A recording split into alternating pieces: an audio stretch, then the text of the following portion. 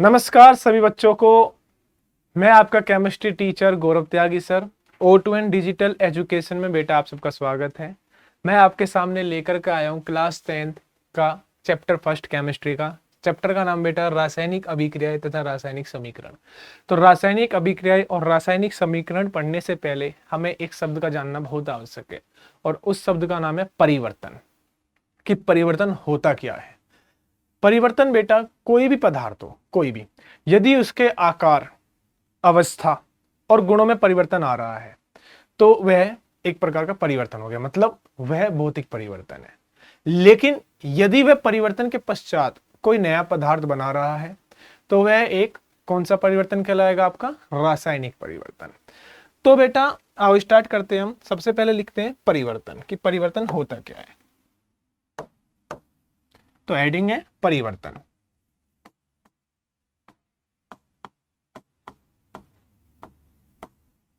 परिवर्तन। तो जब भी हम अपने चारों तरफ देखेंगे तो किसी ना किसी प्रकार की घटनाएं घटित होती रहती हैं। तो लिखो हमारे चारों तरफ, हमारे चारों तरफ सदैव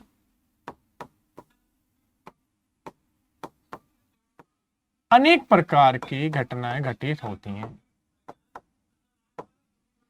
सदैव अनेक परिवर्तन,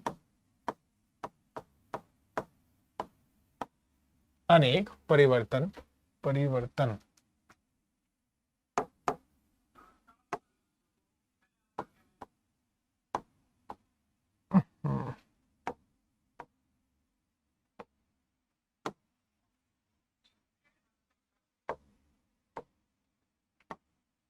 परिवर्तन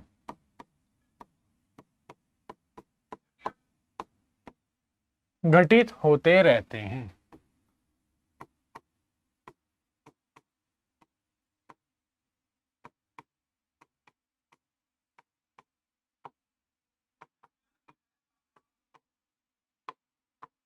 इनमें से कुछ परिवर्तन, इनमें से कुछ परिवर्तन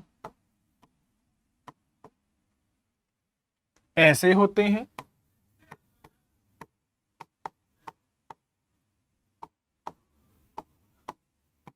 कुछ परिवर्तन ऐसे होते हैं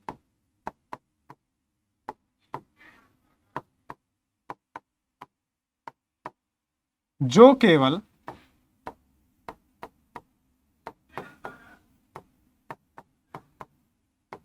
पदार्थ,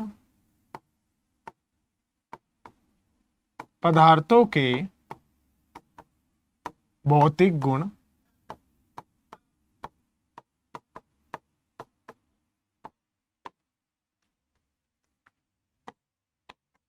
अवस्था,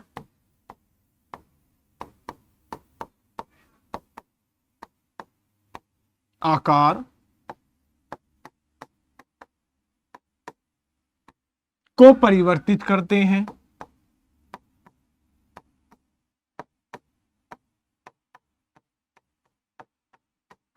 को परिवर्तित करते हैं,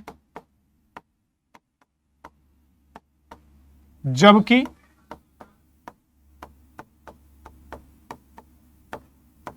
कुछ परिवर्तन ऐसे होते हैं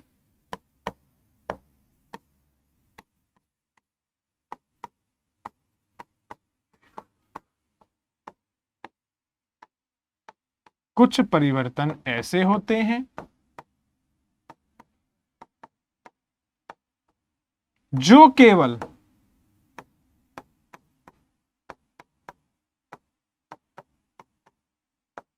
पदार्थों के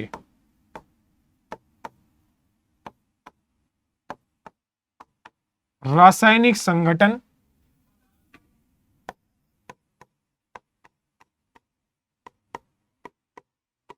रासायनिक संगठन एवं गुणों को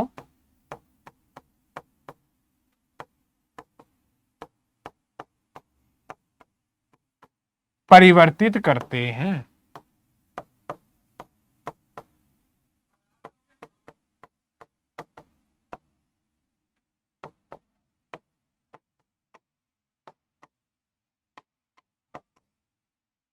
समझ में आया बेटा? साफ साफ लिखा गया है कि जो केवल पदार्थों के भौतिक गुण, आकार, आयतन, अवस्था को परिवर्तित करते हैं, और कुछ परिवर्तन ऐसे होते हैं जो केवल रासायनिक गुणों को परिवर्तित करते हैं। तो एक इसमें होता है भौतिक परिवर्तन, एक इसमें होता है रासायनिक परिवर्तन। तो हम कह सकते हैं कि इस प्रकार जो परिवर्तन है वो कितने प्रकार का? आपके दो प्रकार का। तो लिखो, इस प्रकार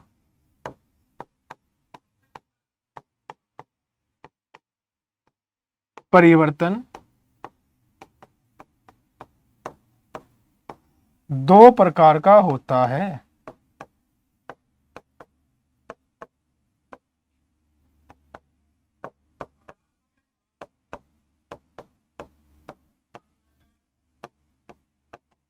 कौन कौन सा होता है देखते हैं। पहला, भौतिक परिवर्तन।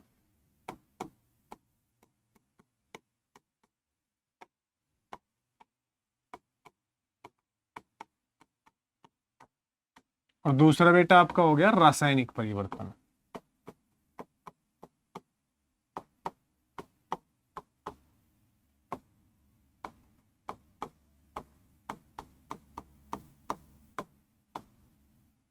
तो हेडिंग लिखें सभी बच्चे, भौतिक परिवर्तन।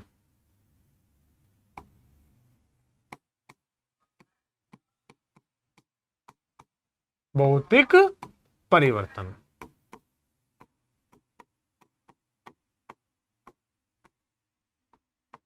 कि भौतिक परिवर्तन होता क्या है। अभी मैंने आपको बताया था परिवर्तन कितने प्रकार के? दो प्रकार के। एक होता है भौतिक और एक होता है रासायनिक। रासायनिक परिवर्तन में बेटा नया पदार्थ बनता है, और भौतिक परिवर्तन में सिर्फ और सिर्फ पदार्थ की परिवर्तन के पश्चात या तो आकार चेंज होएगा या आकृति चेंज होगी। तो लिखो, वह परिवर्तन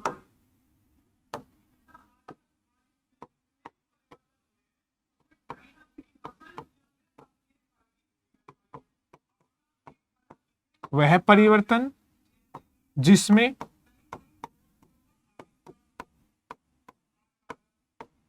पदार्थों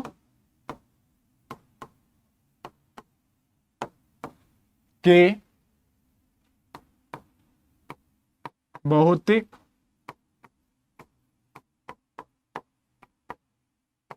गुण, आकार, अवस्था,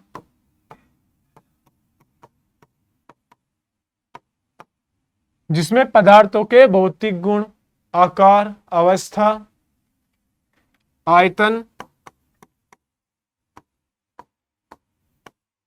में परिवर्तन होता है। अर्थात परिवर्तन के पश्चात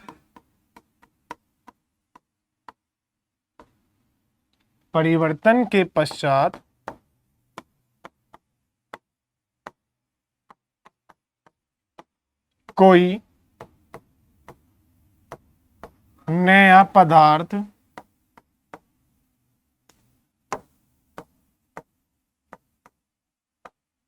नहीं बनता।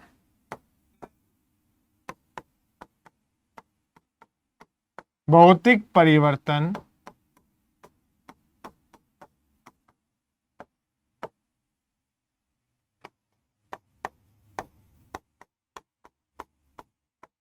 कहलाता है।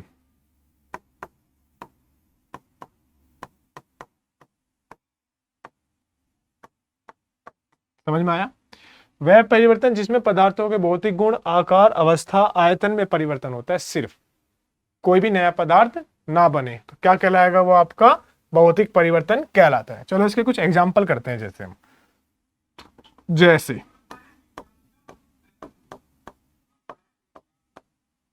पानी, जानते हो पानी? पानी को आप जमा दो, पानी जमने के बाद बर्फ बन जाएगा, लेकिन बर्फ सिर्फ अवस्था चेंज हुई है, कोई नया पदार्थ नहीं बना। तो पानी का जमना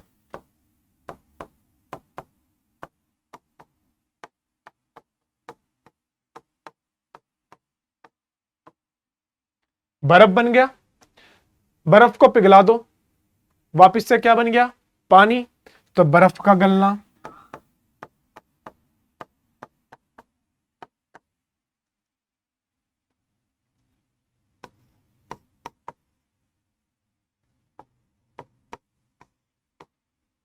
पानी को हीट करो, गर्म करो, वेपर बनेंगे, वाष्प बनेगा, क्या कह सकते हैं, पानी का वाष्पीकरण।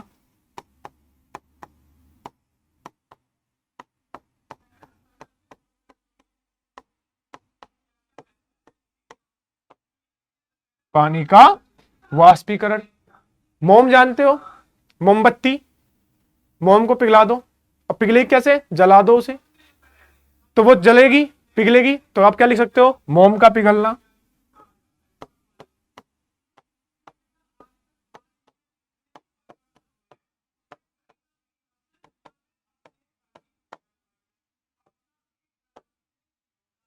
पेड़ होता है बेटा, पेड़ को आप काट दो, तो पेड़ कटने के बाद, यानी कि लकड़ी का कटना, पेड़ का कटना लिख लो चाहे लकड़ी का कटना लिख लो।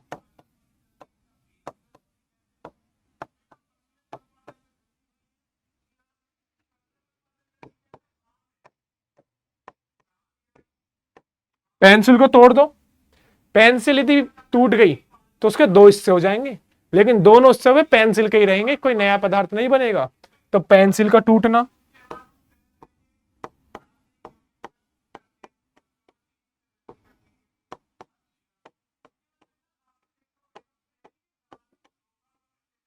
आदि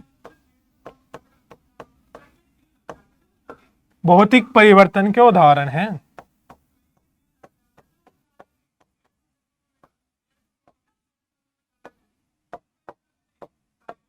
भौतिक परिवर्तन के उदाहरण हैं।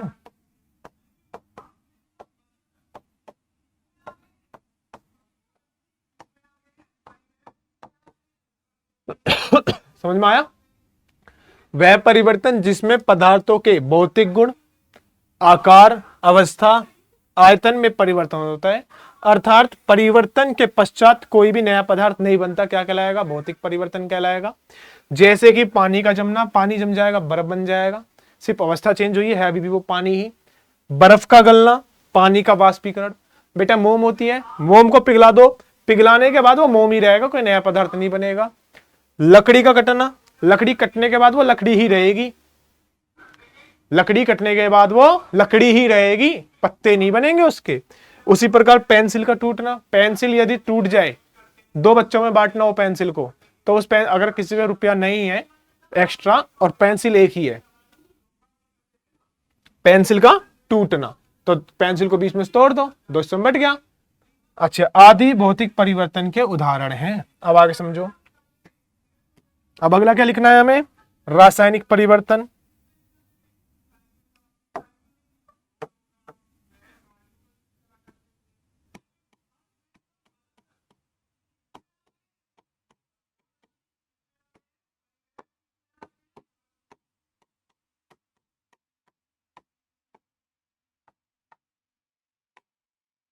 रासायनिक परिवर्तन क्या होता है, रासायनिक परिवर्तन जिसमें कोई नया पदार्थ बने, तो लिखो वह परिवर्तन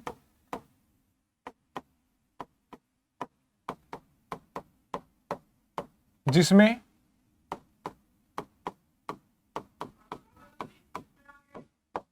पदार्थों के रासायनिक गुणों में परिवर्तन होता है।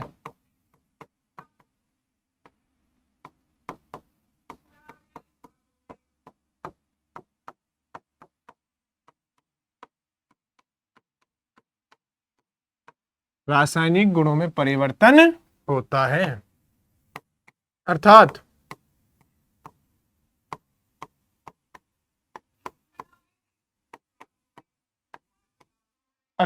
परिवर्तन के पश्चात भिन्न गुण धर्म वाले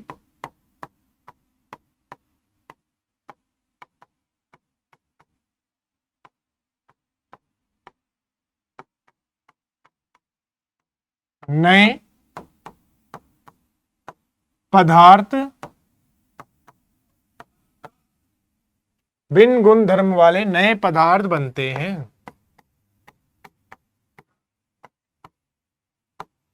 रासायनिक परिवर्तन कहलाता है।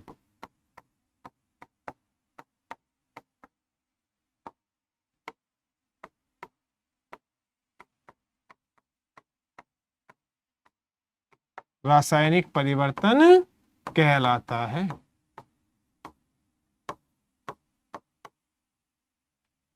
मतलब भिन्न गुण धर्म वाले नए पदार्थ बने। जैसे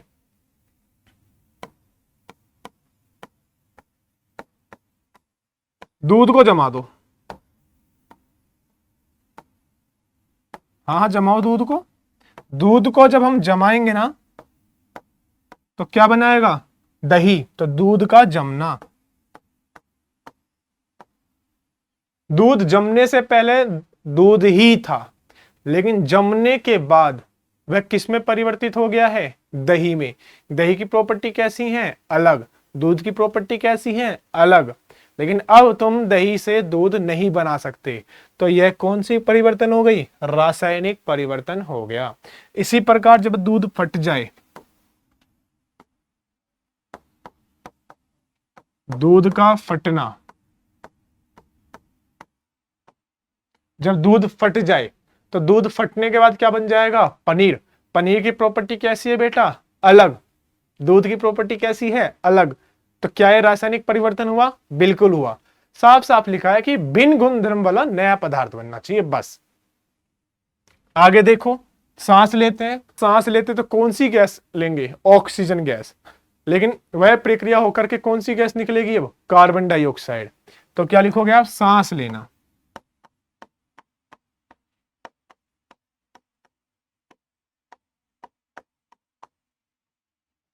उसके बाद बेटा खाना खाते हो? बिल्कुल खाते हो। भोजन जब आप खाओगे तो खाने के बाद पच जाएगा, और पचने के बाद फिर जब पच जाएगा खाना, तो पचने के बाद क्या होएगा? मल आएगा। तो क्या लिखोगे? भोजन का पचना।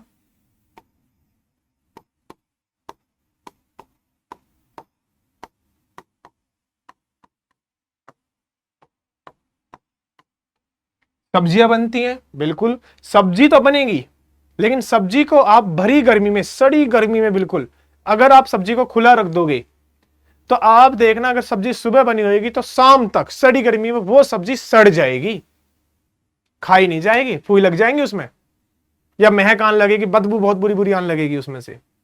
तो सब्जियों का जमना, सब्जियों का सड़ना भी क्या हो गया? रासायनिक परिवर्तन का उदाहरण हो गया, अर्थात सब्जियों का खराब होना।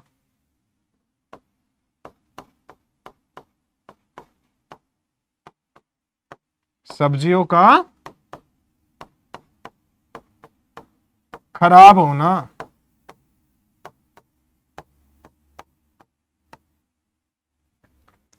अंगूर जानते हो? अंगूर खट्टे तो लगते हैं, खाते भी हो, लेकिन जब हम अंगूर का किण्वन कर देंगे और उसे क्या बना देंगे? अल्कोहल, तो वह भी एक कौन सा परिवर्तन हो गया? अब रासायनिक परिवर्तन। तो क्या लिख सकते हो आप? अंगूर का किण्वन करना।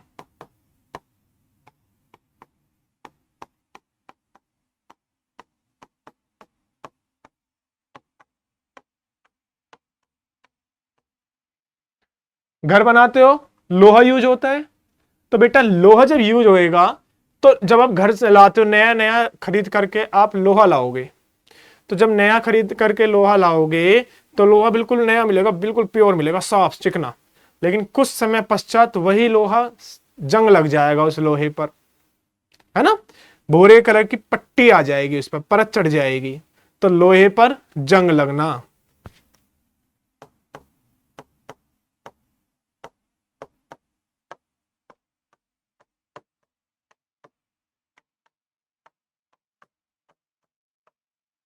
और भी आप लिख सकते हो। आप गुड़ खाते हो? बिल्कुल खाते हैं सर गुड़। गन्ने का रस होता है, गन्ने के रस से तो प्राप्त किया जाता है। गन्ने के रस की प्रॉपर्टी अलग, गुड़ की प्रॉपर्टी अलग। गुड़ से आप गन्ने के रस को दोबारा नहीं बना सकते हो, तो यह भी किसका उदाहरण है? एक रासायनिक परिवर्तन का। तो आप लिख सकते हो यहां पर, गन्ने के रस से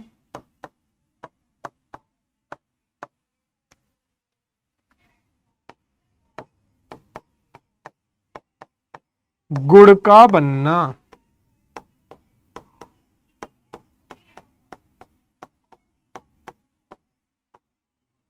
बिल्कुल, गन्ने के रस से गुड़ बन गया, लेकिन गुड़ से आप गन्ने का रस नहीं बना सकते वापिस से। तो यह भी किसका उदाहरण हो गया? रासायनिक परिवर्तन का। अच्छा, तांबा होता है, तांबा, तांबा होता है ना बेटा।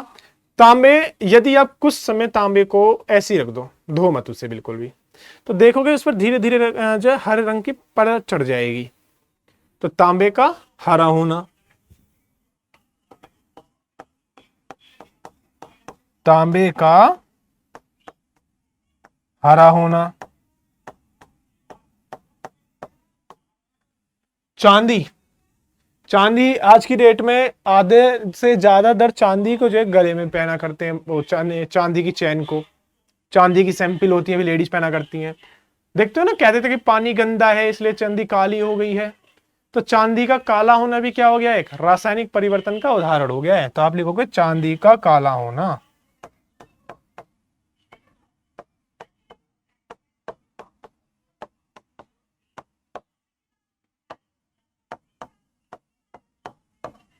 आदि। और भी लिखना चाहते हो और भी लिख सकते हो आप।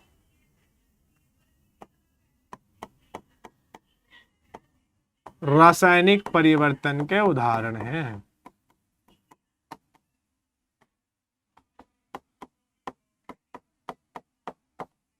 रासायनिक परिवर्तन के उदाहरण हैं।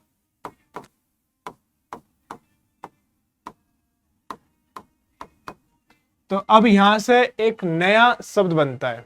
आपको परिवर्तन समझ में आ गया? परिवर्तन क्या होता है कि किसी भी पदार्थ का या तो भौतिक गुण में परिवर्तन होएगा या फिर रासायनिक गुण में परिवर्तन होएगा, वह परिवर्तन कहलाता है। अब यह कितने प्रकार हुआ? दो प्रकार का, भौतिक परिवर्तन, रासायनिक परिवर्तन। भौतिक परिवर्तन में कोई भी नया पदार्थ नहीं बनता परिवर्तन के बाद, बस उसका आकार चेंज होएगा, अवस्था चेंज होएगी, आयतन चेंज हो सकता है। लेकिन रासायनिक परिवर्तन में नया पदार्थ बन जाएगा परिवर्तन के पश्चात। तो इसी को हम क्या कहते हैं? परिवर्तन। और परिवर्तन कितने प्रकार के हो गए? दो प्रकार के। अब हम पढ़ेंगे रासायनिक अभिक्रिया। तो हेडिंग लिखो रासायनिक अभिक्रिया।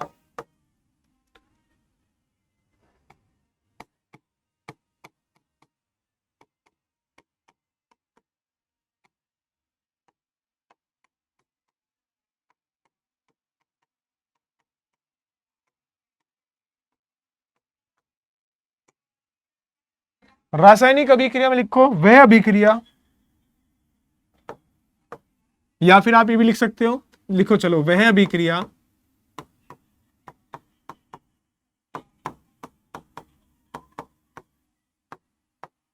जिसमें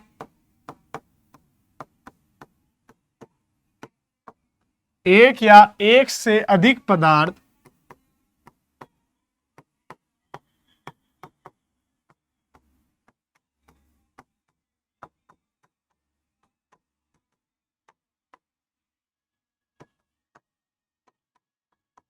परस्पर क्रिया करके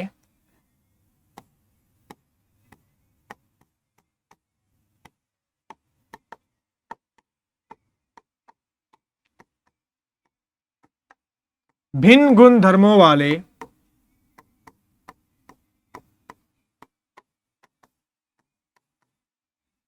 भिन्न गुण धर्मों वाले नया पदार्थ बनाते हैं।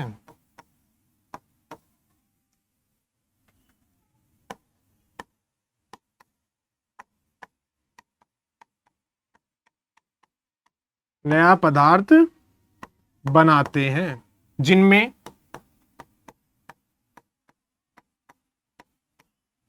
निर्मित पदार्थ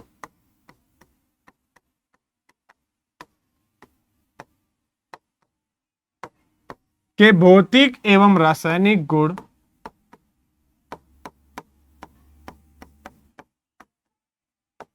भौतिक एवं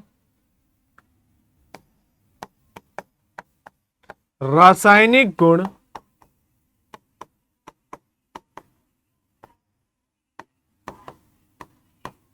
भौतिक एवं रासायनिक गुण मूल पदार्थों से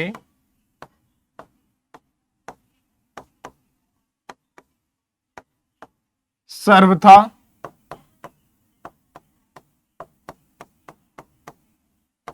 भिन्न होते हैं।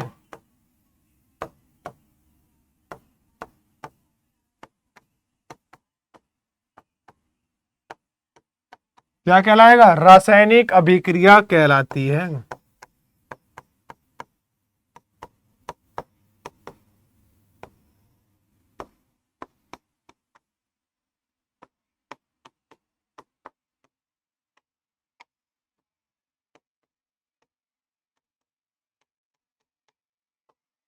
रासायनिक अभिक्रिया कहलाती है। जैसे बेटा आप एग्जांपल लिख सकते हो, Mg plus O2 arrow MgO। जो MgO है ना बेटा, वो क्या है? एक सफेद चूर्ण।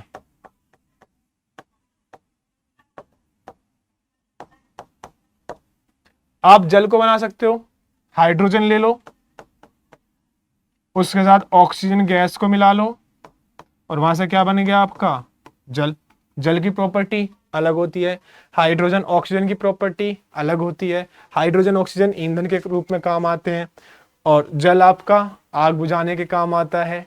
तो ये रासायनिक अभिक्रिया है। यानी कि सिंपल शब्दों में, यदि नया पदार्थ बन रहा है तो वो रासायनिक परिवर्तन है। यदि कोई नया पदार्थ नहीं बन रहा, सिर्फ और सिर्फ अवस्था में परिवर्तन, आकार में परिवर्तन है, आयतन में परिवर्तन है, उसके भौतिक गुणों में परिवर्तन आ रहा है, ये सब भौतिक गुण ही है उसके, तो वह कैसा कहलाएगा? भौतिक परिवर्तन कहलाएगा।